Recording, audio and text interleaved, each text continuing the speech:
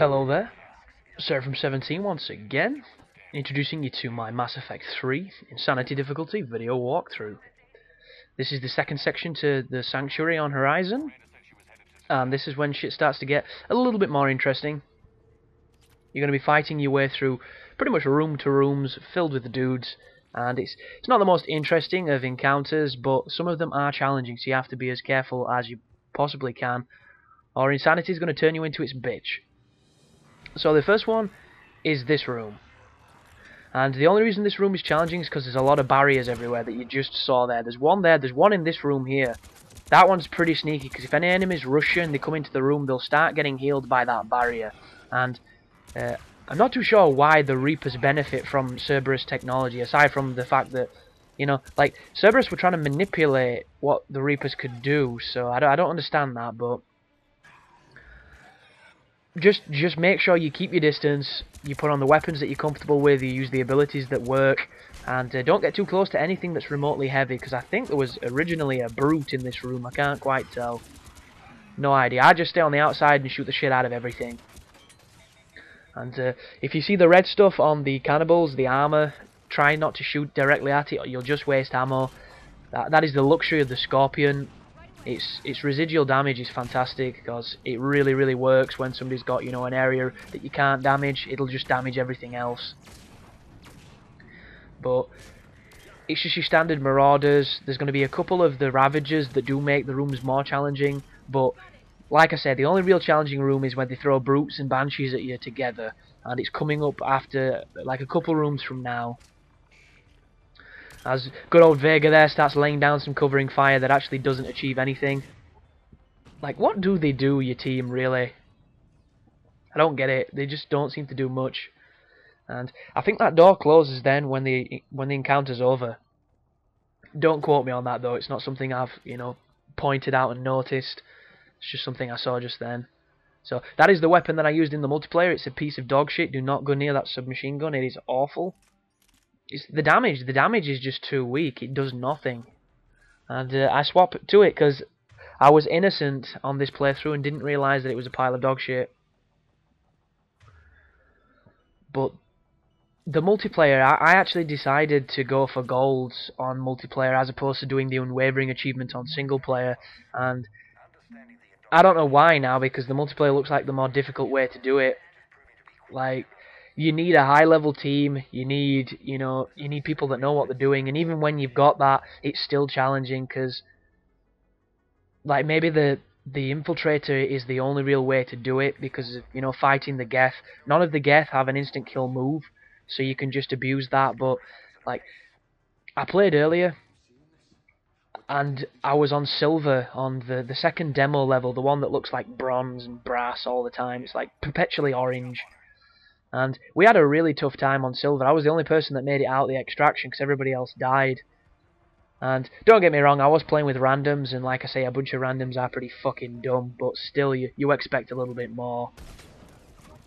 So, this room here is pretty difficult because there is a lot of advantageous positions that the enemies can get on you, where they can hit you and you can't hit them. There's walkways to your left, there's a flank route to your right, there's a bunch of the barrier engines which you want to try and take down if you can. You need to be super careful though, because those double Ravagers, it doesn't take much for them to two-piece you. And anybody who's played like Gears of War will know that the two-piece is a cheap piece of bullshit, and these two enemies both fire like triple barrages, so if they hit you with just one each, it's game over, effectively. And you'll notice if you shoot any part of them that looks fleshy, the sack can burst like it did just then, and it will release the Swarmers. And the Swarmers themselves aren't really much of a threat, but if you get a bunch of them near you, they will drain your shield really quickly. Because if you didn't know, the Swarmer blood is like acid, it's like aliens all over again, and it will just drain you until you get it off your body. And I don't know if rolling helps get it off your body, or running, or something like that, but it might just be a preset time. All I know is it is frustratingly annoying and really damaging. So, right there, that grenade kind of saves my ass, because if any of those enemies had turned around and looked at me, I would have been in the shit as that dude throws a grenade. Be careful with grenades as well. A couple positions like this, because I'm down a set of stairs, you never quite know where the grenade's going to land. And sometimes you can roll away from it thinking you're getting away, and you're actually getting closer to it. And I can't even count the amount of times I've died by a grenade I thought I was evading and I was actually finding. So you want to watch that bullshit. And it's all down to the indicator. The grenade indicator's not good enough. It really isn't. But what can you do? It is what it is. But what I'll be doing with the content for the multiplayer that I mentioned previously is I'll be doing probably me and randoms live commentaries on the multiplayer. I might do successful gold attempts, just, you know, standard commentaries, and I might even do some playing with subscribers on some of the maps. Because the co-op is very fun, but it is a lot less fun on your own. I can say that much. Like, you can barely play it private. Private solo is just silly because you have to be a select character. Because if you're anything else, it's just too difficult to do. Really, it's not fun. You just get swarmed. You just take too much damage. You're far too fragile. Like, unless you're a Krogan Sentinel or something that's super tough with, you know, fully spec'd out, you're just not going to enjoy it. Or a Vanguard. The Vanguards, their ability to self-facilitate that barrier is insanely powerful. And if Vega wasn't there, I wouldn't be getting hurt right now. So I send him over there because he's fucking me off. Because the thing is firing at him and the splash damage is hitting me.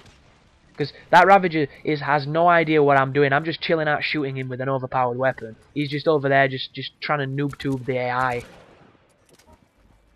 But whenever you see a break in the action, feel free to push forward. Don't get too aggressive though, because you'll end up putting yourself in a bad spot. Now he's looking at me, and my goodness does he hurt. He hurts so bad. But luckily enough, the sniper rifle does some considerable damage, especially when you're using the adrenaline mode. And as soon as the Ravagers fall over, it means they're dead. It's a fancy animation, nothing more. And the room is cleared out. But after this, there's only storming the elusive man's base and going back down to Earth. So if you're at this spot and you're following my guide and you're perhaps not enjoying the game on Insanity, you don't have too much longer to go, but there are some difficult sections coming up. And here's a question for somebody that probably knows a lot more than me. The pods that you see, feasibly, they have life bars, so they should class as an enemy. Do they count towards the 5,000 kill achievement? That is a question I would like answering, so I could just press Google and do it, but I'm lazy, and I know somebody will want to correct me, because I seem to have more people these days that look through every single sentence that I say just for something to scrutinize and criticize. It's ridiculous. Where do people find the fucking time, man? I'm with George Carlin on that. It's like, I don't understand how anybody has the time to commit suicide. It's like, fuck me, I'm too busy. Ridiculous. But move through the station, pick up some of the stuff. This is a really misleading section, this, because whenever you get onto something that moves like this, my first thought from playing games is, there's going to be a shootout here. I'm like, there's no cover, there's going to be a shootout, this is going to be silly, and there is none. This is just literally a quiet moment, the calm before the storm. I mean, I don't know how you think the pacing of the game worked. I know a lot of people have been criticising it. And the only problem I have with the pacing is when, in one sentence, your character's going, we've got to get back to Earth, we've got to save our people because the Reapers are fucking shit up. And then in the next section, it's like, yo, so, you want to grab a drink? It's just, you know, it's a little bit contradictory at times. So my power wheel, which we haven't seen in a while, because I did end up trimming out a lot of it, because I messed with the power wheel quite a lot on this playthrough. But as you can see, I've spec'd towards adrenaline, I've spec'd towards frag grenades. With Liara, I've done, you know, equally everything except for Singularity, which is quite high. Or is it Stasis? No, so it's Stasis. With Vega, I've gone for Carnage, because Carnage is extremely powerful. Everything else I've kept to a pretty similar level. And this is the hardest room of the level. So what's going to happen here, as soon as you drop down, a brute's going to spawn in front of you, and I think there's one to your right who takes a while to get to you. Don't quote me on that, because I'm not looking in that direction. So the first thing I do is I focus on trying to kill the first brute. I put the cover between me and him and I evade, because that melee attack that enemy does, the detection on it is weird. You will evade it and it'll still hit you. There's the other brute that just tried to punch me, but he missed. So, luckily enough, one of them's about to die. The other one's just here. And you'll notice that this walkway has a broken barrier on it that you can drop down into the place I am right now. And this will enable you to keep circle strafing around this area and making the brute chase you. Because he is nowhere near as graceful as you are when it comes to mantling. He's a newbie at mantling. He's not quite, you know, got the grasp down of it. But I don't know what he's doing right there. I can't tell if there's an enemy or if he just wants to go through that door because he's missing something that's through that door. But I end up spamming the scorpion into his back and he goes down really quickly. And as soon as the second one dies, it gives you the illusion that there's nothing left in the room. That's when you hear the banshee scream.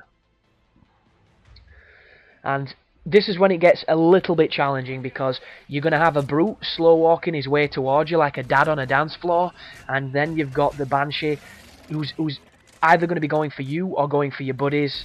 And if she goes for your buddies, it's going to give you time to kill the brute. If it goes for you, you need to run away. You need to get distance and you need to damage her as much as you can.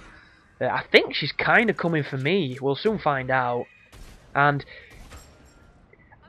I don't care how cocky you get with the banshees or how confident you are in fighting them, you can't fuck about with them up close. They're too deadly. The grab is bullshit. There's times when I've been grabbed and I wasn't even near her.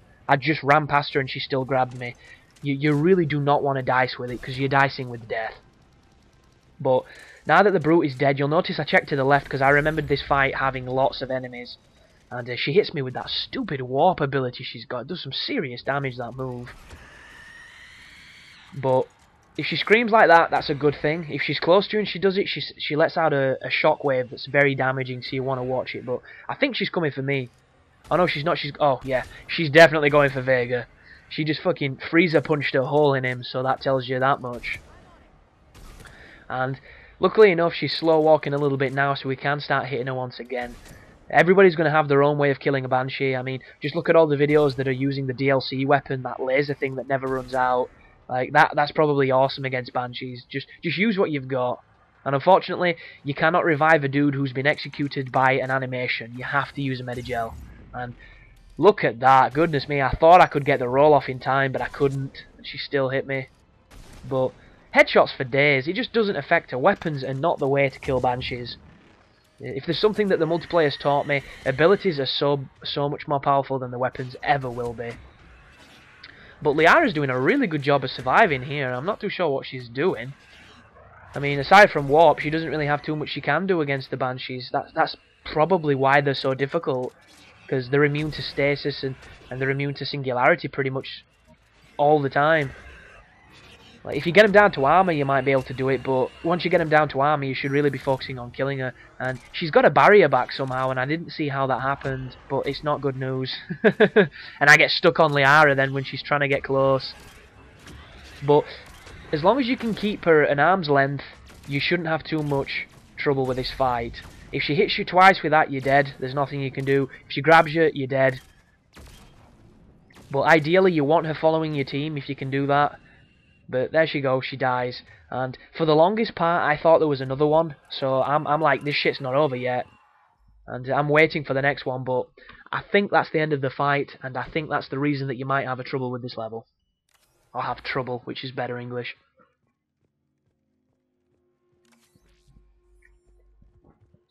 But replenish your Medigel, pick up everything you can from the room, and progress forward. As we go into this next room, it's going to cue a bunch of cutscenes that have pretty large and extensive ramifications. So, once again, you're not going to be able to see that because this is not about the story, folks. This is just a guide to help you get through the game. But thanks for watching.